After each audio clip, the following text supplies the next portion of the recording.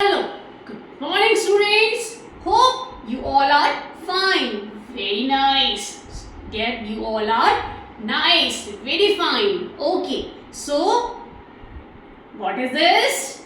Yes, this is a flower. So, today we will going to discuss about this flower. So, tell me that you all have a very intelligent question in your mind. That's how this flower comes in nature.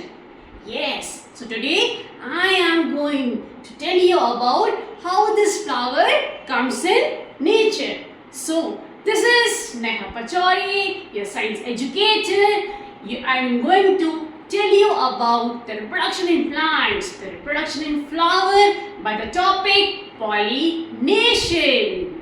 Okay, so this is our topic pollination.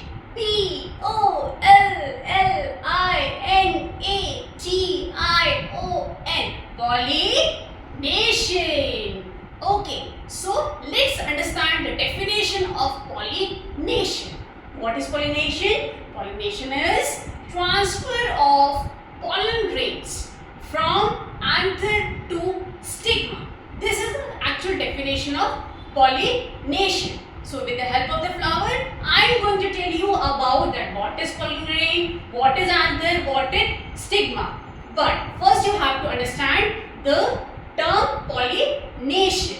Okay, so how is this pollination done? Yes, the pollination that has been done by the pollinating agent. Okay, so there are two types of components, that is biotic and abiotic.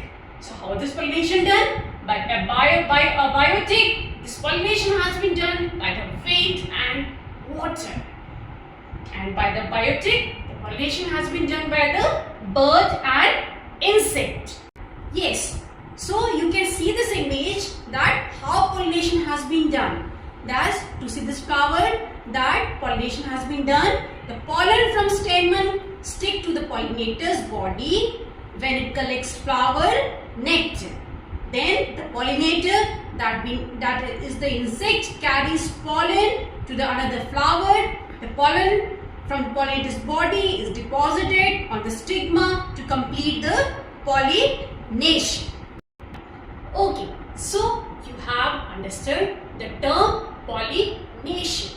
Now, today I am also going to tell you about the types of pollination. Yes, there are two types of pollination, that is self-pollination.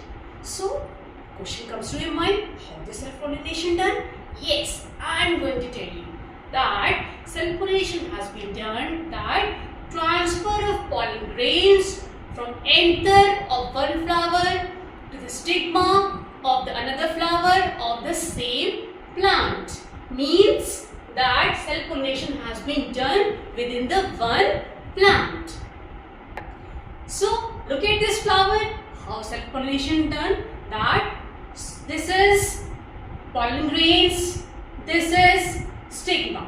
So, the insect takes the pollen grains to the anther, from the anther to the stigma of the same flower. So, this has been done by the self-pollination. Okay, so now next is cross-pollination.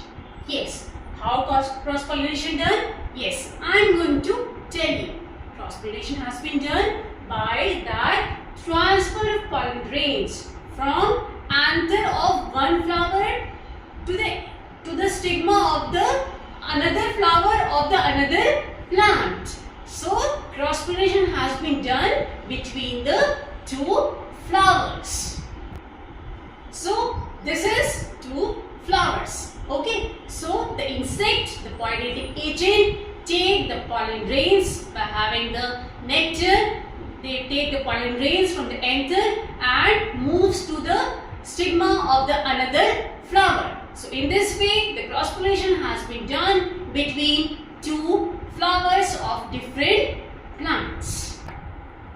Okay, so I have explained today about the pollination, the definition of pollination, the types of pollination. But Today I am also discuss about the advantages of self-pollination. The advantages of self-pollination as well as the advantages of cross-pollination. So, the self-pollination advantage is that it is the definite method of seed formation. Okay? And the cross-pollination advantage is that you will get every time the new variety of the flower. Okay, so hope you all have liked this session. Okay, very nice. So now you all have learned about that the production in plants, the production in flower, how the flower comes to the nature. Okay, thank you students. Bye-bye.